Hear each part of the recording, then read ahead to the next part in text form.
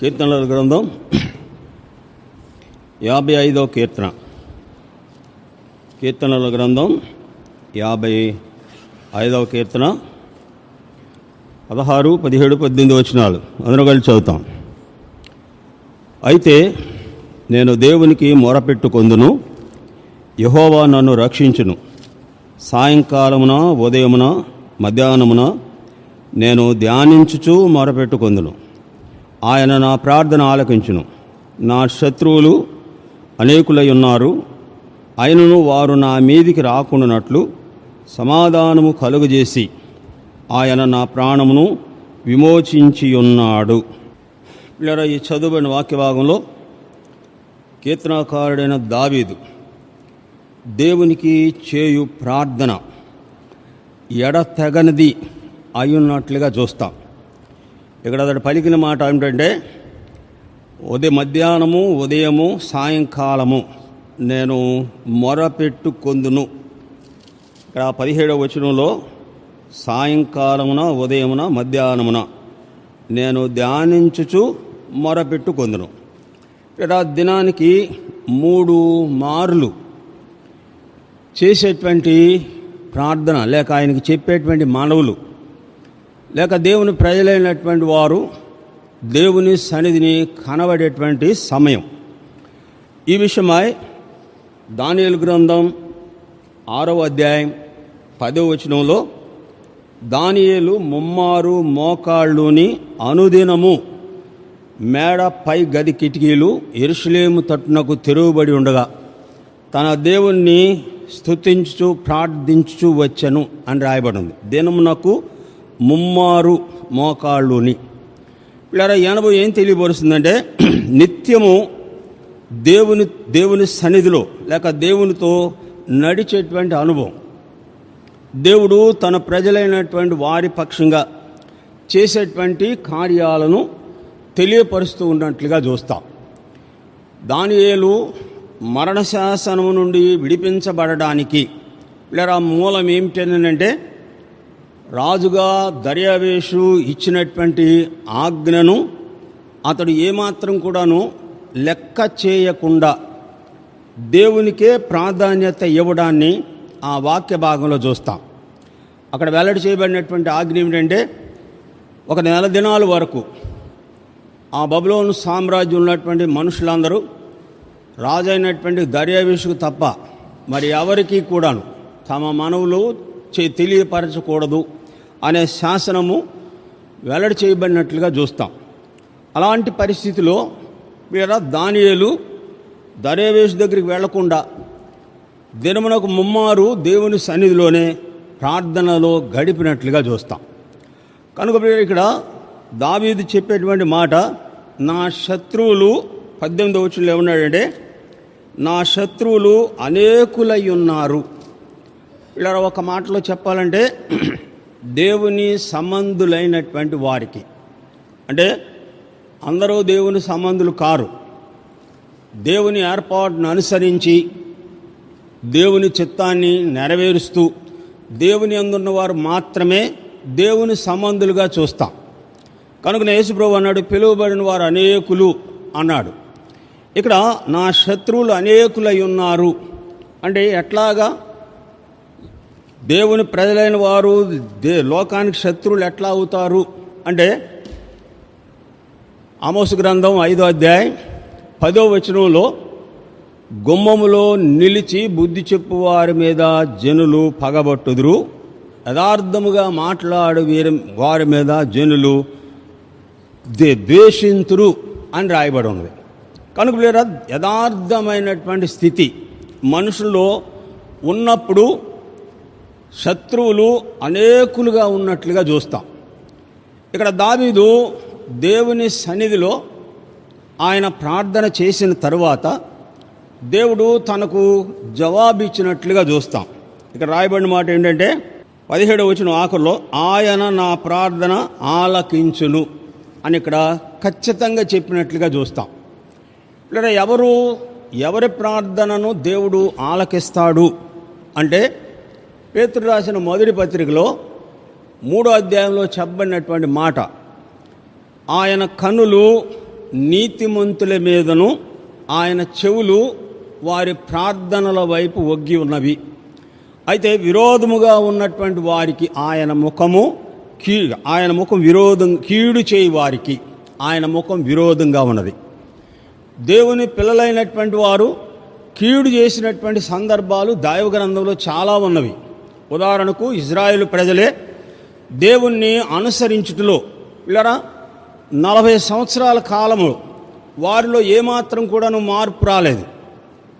వారు యథార్థమైనటువంటి మార్గంలోనికి రావడానికి ఐగుప్తు నుంచి కానాను దేశానికి 11 రోజుల ప్రయాణమును దాదాపు 40 సంవత్సరాలు దేవుడు పొడిగించినట్లుగా చూస్తాం. ద్వితీయోపదేశకాండం 1వ అధ్యాయం 1వ వచనంలో ఐగుప్తు నుంచి కానాను దేశానికి 11 రోజుల ప్రయాణం నడిచి వెళితే అలాంటి 11 రోజుల ప్రయాణాన్ని దేవుడు 40 సంవత్సరాలకు పొడిగించాడు. వేరే కారణం ఏమిటి అంటే వారు యథార్థవంతులుగా చేయబడడానికి దేవుడు 40 సంవత్సరాల కాలం వారిని అరణ్యంలోనే త్రిప్పినట్లుగా చూస్తాం. అయితే వారు జీవితాంతం వరకు ఇలా దేవుని మార్గంలోనికి ఏమాత్రం కూడా వచ్చిన వారు కారు. 2 మాత్రమే కానాను దేశంలో ప్రవేశించినట్లుగా వ్రాయబడి ఉన్నది. కనుక లేదు ఇక్కడ దావీదు చెప్పే మాట ఏంటంటే ఆయన నా ప్రార్థన ఆలకించెను అంటే ఖచ్చితంగా జవాబు ఇచ్చాడు. ఈ జవాబు పొందినటువంటి దావీదు సమాజానికి సంఘానికి తెలియజేస్తున్నటువంటి మాట చూడండి. ఇక్కడ మొదటిగా చూద్దాం. కీర్తన 55:22 వచనం. నీ భారము యెహోవా మీద మోపుము, ఆయనే నిన్ను ఆదుకొనును, నీతిమంతులను ఆయన ఎన్నడను కదలనీయడు. ఇప్పుడు అతడు తన ప్రార్థనకు జవాబు పొందిన తరువాత దేవుని యందు ఉన్నటువంటి వారికి ఇక్కడ దావీదు తెలియజేసేటువంటి మొదటి మాట, నీ భారము యెహోవా మీద మోపుము. అది కుటుంబ భారం కావచ్చు, లేక పిల్లల భారం కావచ్చు, లేక సంఘ భారం కావచ్చు, లేక సమాజపక్షంగా మనుషుడు భారం కలిగి ఉండవచ్చు. ఎందుకంటే రోమాపత్రిక 10వ అధ్యాయం 1వ వచనంలో అపోస్తలుడైన పౌలు కోరిక ఏమిటంటే యూదులందరూ రక్షించబడవలెనని నా హృదయాభిలాష అని పౌలు చెప్పినట్లుగా చూస్తాం. ఇప్పుడు పౌలు భారం ఏమిటంటే యూదులందరూ కూడాను ప్రభువైన యేసుక్రీస్తు వారిని తమ సొంత రక్షకునిగా అంగీకరించాలి. ఇది పౌలు యొక్క భారం. అయితే ఇక్కడ దావీదు ఏమిటంటే నీ భారము యెహోవా మీద మోపుము, ఆయనే నిన్ను ఆదుకొనును. మీరు 2వ రాజుల గ్రంథం 4వ అధ్యాయం మొదటి 4 వచనాలు చదివితే అక్కడ ఒక విధవరాలు ఎలీషా దగ్గరకు వచ్చి ఆమె మనవి చేసిన సందర్భాన్ని చూస్తాం. అతని భర్త ఓ సైనికుడు, అయితే అతడు చనిపోయాడు. చనిపోయిన తరువాత అప్పుల వాళ్ళు తన 2 కుమారులను తీసుకువెళ్ళడానికి వచ్చినట్లుగా వ్రాయబడి ఉంది. చూడండి 2వ రాజుల గ్రంథం 4వ అధ్యాయం. అంతటా ప్రవక్తల శిష్యులలో ఒకని భార్య, నీ దాసుడైన నా పెనిమిటి చనిపోయాను, అతడు యెహోవా యందు భయభక్తులు గలవాడై ఉండెనని నీకు తెలిసే ఉన్నది. ఇప్పుడు అప్పుల వారు నా 2 కుమారులను తనకు దాసులుగా ఉండుటకై వారిని పట్టుకొని పోవుటకు వచ్చి ఉన్నారని ఎలీషాకు మొరపెట్టగా. ఇప్పుడు ఇక్కడ విధవరాలు యొక్క భారం ఏమిటంటే భర్త చనిపోయాడు, ఆధారంగా ఉన్నటువంటి 2 కుమారులు. ఆ 2 కుమారులను కూడాను అప్పుల వాళ్ళు దాసులుగా ఉండడానికి తీసుకువెళ్ళడానికి వచ్చినట్లుగా వ్రాయబడి ఉన్నది. ఈ మాట చెప్పిన తర్వాత ఇలా ఎలీషా ఆమెను అడిగినటువంటి మాట 3వ వచనం. అతడు 2వ వచనం, ఎలీషా నా వలన నీకేమి కావాలను, నీ ఇంట్లో ఏమి ఉన్నదో అది నాకు తెలియజెప్పుమనెను. అందుకు ఆమె, నీ దాసురాలైన నా ఇంటిలో నూనె కుండ ఒక్కటి ఉన్నదే తప్ప మరి ఏమీ లేదనను. ఇక్కడ నూనె కుండ, నూనె దేనికి సూచనగా ఉన్నదంటే పరిశుద్ధాత్మకు సూచనగా చూస్తాం. ఇప్పుడు ఆమె ఇంట్లో ఎవరు ఉన్నారు అంటే దేవుని సన్నిధి ఉన్నది. అయితే ఇక్కడ ఆ తర్వాత ఎలీషా చెప్పినటువంటి మాటను అనుసరించి చేసినటువంటి పని, నువ్వు వెళ్ళి నీ ఇరుగు పొరుగు వారి దగ్గర ఉన్నటువంటి పాత్రలన్నిటినీ తీసుకొని వచ్చి ఆ నూనెను వాటిలో నింపము అని చెప్పగానే ఆ కుండలో నూనె ఎంత ఉన్నదో తెలియదు, కానీ దేవుని దాసుడు చెప్పినటువంటి మాట ప్రకారం ఆమె చేసినటువంటి పని చూడండి. 2వ రాజుల గ్రంథం 4వ అధ్యాయం, 2వ రాజుల గ్రంథం 4వ అధ్యాయం 3వ వచనం. అతడు, నీవు బయటకు పోయి నీ ఇరుగు పొరుగు వారి వద్ద దొరకగలిగిన వట్టి పాత్రలన్నీ ఎరువు పుచ్చుకొనుము. అప్పుడు నీవు నీ ఇంట్లోనికి వచ్చి నీవును నీ కుమారులను లోపల ఉండి తలుపు మూసి ఆ పాత్రలన్నిటిలో నూనె పోసి నిండినవి ఒక తట్టును ఉంచుమని ఆమెతో సెలవీయగా. ఇక్కడ ఆ కుండలో నూనె ఎంత ఉందో తెలియదు, కానీ దేవుని దాసుడు చెప్పినటువంటి ప్రకారం ఆమె చేసినట్లుగా వ్రాయబడి ఉన్నది. దేవుని దాసుడు చెప్పిన ప్రకారం చేయగా అక్కడ జరిగినటువంటి కార్యం ఏమిటంటే 5వ వచనం 6 చూడండి. పాత్రలన్నీ నిండిన తరువాత ఇక పాత్రలు త్రెమ్మని ఆమె తన కుమారులతో చెప్పగా వాడు మరి ఏమీ లేదని చెప్పాను. అంతలో నూనె నిలిచిపోయాను. ఆమె దైవజనుని దగ్గరకు వచ్చి సంగతి తెలియజెప్పగా అతడు, నీవు పోయి ఆ నూనెను అమ్మి నీ అప్పు తీర్చి మిగిలిన దాంతో నీవు నీ పిల్లలు బ్రతుకుడని ఆమెకు సెలవీయగా. అనుకుపోయారు. ఇక్కడ దావీదు తన భారమంతటిని దేవుని మీద మోపినట్లుగా చూస్తాం. ఇలా ఎంతకాలము దావీదు తన భారాన్ని దేవుని మీద మోపాడు అంటే, సౌలు తనను చంపడానికి అనుదినము వెదికెను అని రాయబడి ఉన్నది. సౌలు దావీదును చంపడానికి అనుదినము వెదికినను, దేవుడు దావీదును సౌలుకు అప్పగించలేదు అని రాయబడి ఉన్నది. అంటే ఇక్కడ తన భారమంతా కూడాను దేవుని మీద మోపగా అతడు దేవుడు తన భారమంతటిని తీసివేసిన తర్వాత తన సమాజంతో చెబుతున్నటువంటి మాట, నీ భారము యెహోవా మీద మోపము, ఆయనే నిన్ను ఆదుకొనును. ఇక్కడ విధవరాలి యొక్క భారమంతా తీరిపోగా ఆమె బ్రతకడానికి కూడాను దేవుడు మార్గము చూపినట్లుగా ఈ వాక్య భాగంలో చూస్తాం. రెండవదిగా చూస్తాం, మహాజ్ఞానుడు సొలొమోను తాను రాసినటువంటి సామెతల గ్రంథం 3వ అధ్యాయం, సామెతల గ్రంథం 3వ అధ్యాయం 16వ అధ్యాయం 3వ వచనం. సామెతల గ్రంథం 16:3. నీ పనుల భారము యెహోవా మీద నుంచుము, అప్పుడు నీ ఉద్దేశము సఫలమగును. ఇక్కడ జ్ఞాని చెప్పేటువంటి మాట, నీ పనుల భారము యెహోవా మీద ఉంచుము, అప్పుడు నీ ఉద్దేశములన్నీ సఫలపరచబడును.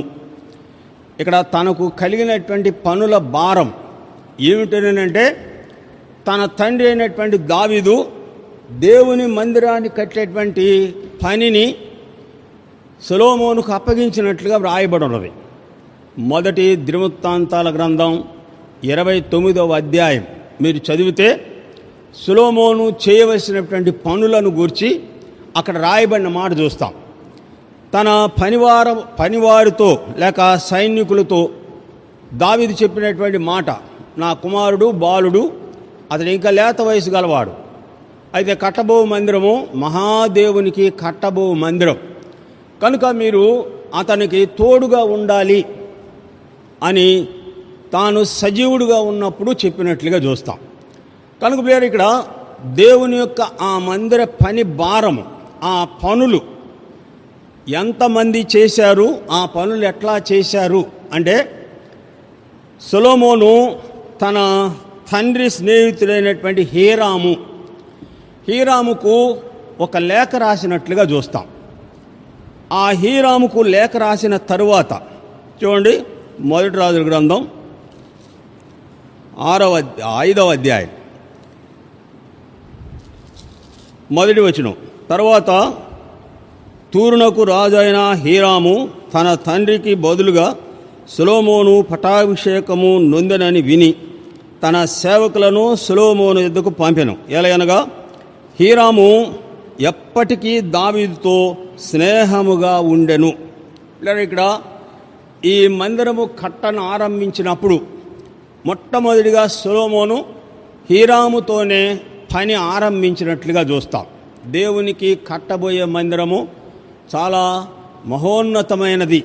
దానికి సంబంధించినటువంటి సామాగ్రి అంతా కూడాను నీవు నీ దేశము నుండి పంపించవలెను అని లేఖ రాస్తూ ఓన్లీ చెట్లు నరుకు వారినే 80,000 మందిని పంపించినట్లుగా చూస్తాం. మీరు 5వ అధ్యాయం తర్వాత చదువుకోండి. ఈ చెట్లు నరకడానికి సొలొమోను పంపినటువంటి పనివారు 80,000 మందిని పంపించినట్లుగా చూస్తాం. ఇప్పుడు నీ పనుల భారము, నువ్వు చేసేటువంటి పని నీకు అసాధ్యమైనదిగా కనబడినప్పుడు నువ్వు ఎవరి దగ్గరికి వెళ్ళాలి అంటే దేవుని దగ్గరికే వెళ్ళాలి.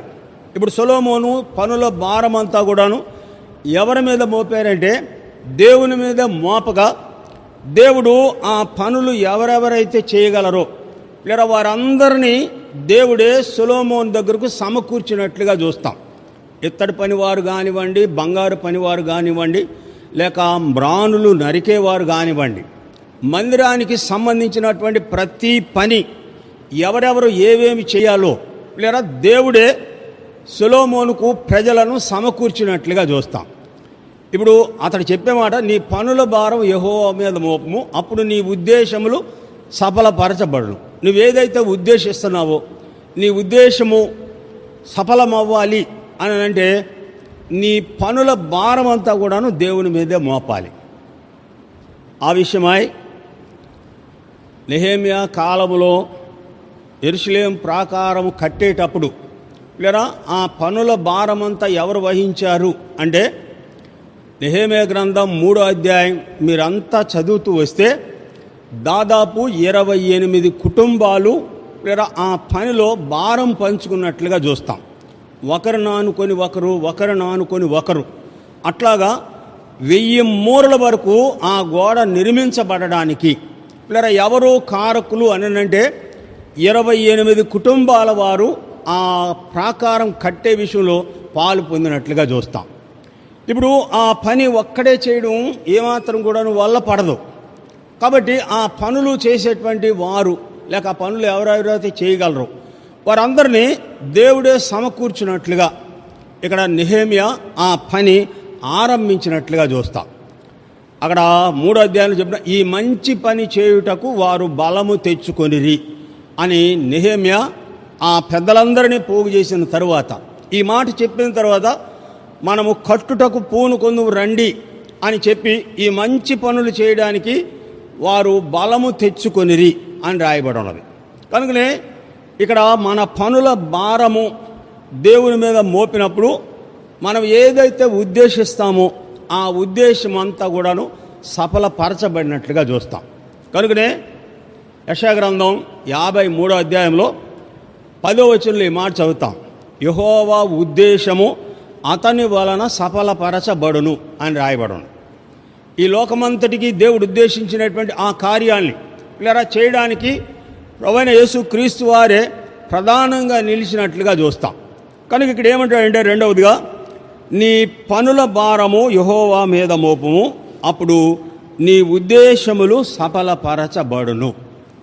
మనుషుడు ఉద్దేశించిన ఉద్దేశాలన్నీ లేదా దేవుని మీద మోపినప్పుడు దేవుడే వారి ఉద్దేశం ఆయన చిత్తానుసారం అయితే దేవుడే అన్నిటినీ సమకూరుస్తూ ఉన్నట్లుగా చూస్తాం. ఆయన ఉద్దేశము లేక మనుషుడు ఉద్దేశించింది దేవుని చిత్తము కాకపోతే లేదా అతడు చేసేటువంటిది ఏది కూడాను సఫలపరచబడినటువంటి జీవితాన్నే మనుషులు కలిగి ఉన్నట్లుగా చూస్తాం. కనుక ఇక్కడ ఏమంటాడంటే సొలొమోను చెప్పిన మాట, నీ పనుల భారము యెహోవా మీద మోపము, ఆయనే నీ ఉద్దేశములను సఫలపరచను అని చెప్పినట్లుగా చూస్తాం. మూడవదిగా చూస్తాం, చూడండి కీర్తన 55 18వ వచనం, నా శత్రువులు అనేకులై ఉన్నారు, అయినను వారు నా మీదికి రాకుండానట్లు సమాధానము కలుగజేసి ఆయన నా ప్రాణమును విమోచించి ఉన్నాడు. ఈ విషయమై దేవుని యొక్క ప్రజలైనటువంటి వారికి లేదా ఎంతమంది శత్రువులు ఉన్నారు అంటే, మొదటి రాజుల గ్రంథం 19వ అధ్యాయం మీరు 9-10 వచనాలు చదివితే అక్కడ ఏలియా దేవుని సన్నిధిలో నిలిచి చేసినటువంటి ప్రార్థన, దేవా నేను నా పితరుల కంటే ఎక్కువైన వాడిని ఏమాత్రం కూడాను కాను, ఇంతవరకు చాలు నేను చేసినటువంటి పనిని, ఇక నన్ను నా ప్రాణమును తీసుకొనుము అని ఇక్కడ ఏలియా దేవుని సన్నిధిలో ప్రార్థన చేసినట్లుగా చూస్తాం. ఇంత మట్టుకు చాలు ప్రాణ భయముతో ప్రార్థన చేసినటువంటి సందర్భాన్ని చూస్తాం. అయితే పిల్లరా, దేవుడు తన దాసుల ఎడల చేసినటువంటి వాగ్దానం పిల్లరా ఎలాంటిది అని అంటే, చూడండి 105వ కీర్తన 105 14-15 వచనాలు. నేను అభిషేకించిన వారిని ముట్టకూడదనియు నా ప్రవక్తలకు కీడు చేయకూడదనియు ఆయన ఆజ్ఞ ఇచ్చి ఆయన ఎవరినైనను వారికి హింస చేయనీయలేదు. ఆయన వారి కొరకు రాజులను గద్దించెను. ఇక్కడ తన దాసులైనటువంటి ప్రవక్తలకు దేవుడు అభిషేకించినటువంటి వారికి ఏ విధమైనటువంటి కీడు చేయకూడదు అని దేవుడు ఇక్కడ ఆజ్ఞాపించినట్లుగా చూస్తాం. ఇలా దేవుని వాక్యభాగంలో జెరుబ్బాబేలు ఆధ్వర్యంలో మొట్టమొదటిగా దేవుని మందిరము కట్టనారంభించినప్పుడు ఎజ్రా గ్రంథంలో దేవుని వాక్య భాగంలో చూస్తాం. ఎజ్రా గ్రంథము 6వ అధ్యాయంలో మందిరము కట్టడము ఆరంభించగా, 3వ అధ్యాయంలో ఆరంభించగా 6వ అధ్యాయంలోనికి వచ్చేటప్పటికి ఇలా దేవుని పనిని ఆపివేసినట్లుగా చూస్తాం. ఆ దేశం నేలేటువంటి రాజు ఆ పనిని ఆపివేసినట్లుగా చూస్తాం. చూడండి, ఎజ్రా గ్రంథం 6వ అధ్యాయం, ఎజ్రా గ్రంథం 6వ అధ్యాయం 13వ వచనం, 6:13. అప్పుడు నది అవతల అధికారి అయిన తత్తనయను శతప్రోజుయును వారి పక్షమున ఉన్నవారందరూ రాజు అయిన దర్యావేషు ఇచ్చినటువంటి క్షమించండి 4వ అధ్యాయం చూడండి, 4వ అధ్యాయం 24వ వచనం. యెరూషలేములో నుండి దేవుని మందిర పని నిలిచిపోయెను. ఇలాగున పారసీక దేశ రాజైన దర్యావేషు ఏలుబడి యందు 2వ సంవత్సరమున ఆ పని నిలిచిపోయెను. ఇక్కడ జెరుబ్బాబేలును అడ్డగించినటువంటి రాజు అయిన అర్తహషస్త అనే రాజు పాలనలో ఈ మందిర పనిని నిలిపివేసినట్లుగా వ్రాయబడి ఉన్నది. ఈ విషయమై వీర రాజులను గద్దించినట్లుగా చూస్తాం. ఆయన ఏ పనైతే తన దాసులకు అప్పగించాడో ఆ పని చేయకుండా అడ్డగించినటువంటి వారిని ఇక్కడ దేవుడు గద్దించినట్లుగా చూస్తాం.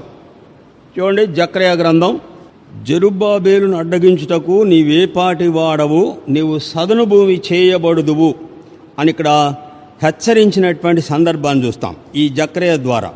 కనుక ఆయన రాజులను గద్దించెను అనే మాటను దేవుని వాక్య భాగంలో చూస్తాం.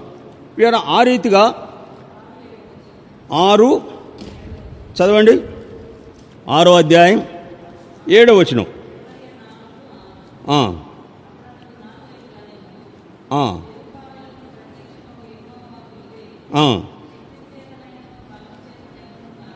కాక నా ఆత్మచేతనే ఇది జరుగునని సైన్యములకు అధిపతిగా సెలవిచ్చెను. ఈ మాట గమనించండి. గొప్ప పర్వతమా, జెరుబ్బాబేలును అడ్డగించుటకు నీవు ఏమాత్రపు దానవు, నీవు సదును భూమి వగుదువు, కృప కలుగును గాక అని జనులు కేకలు వేయగా అతడు పైరాయి తీసుకొని పెట్టించును.